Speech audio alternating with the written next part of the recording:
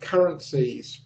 Euro still needs the last drop, I think, to finish this off for the larger degree wave one. If we look at the dollar, hasn't quite pushed up to that last fib, still looking for a push up, 97.25 in the US dollar.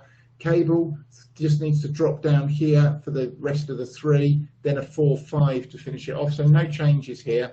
Now, US dollar, Japanese yen's pulling back. It needs to hold this 110 level, and if I just adjust these, ideal for it to hold would be 110.61 to 110.42. If we see one of those hit and hold, you can take the long entry in the US dollar, Japanese yen.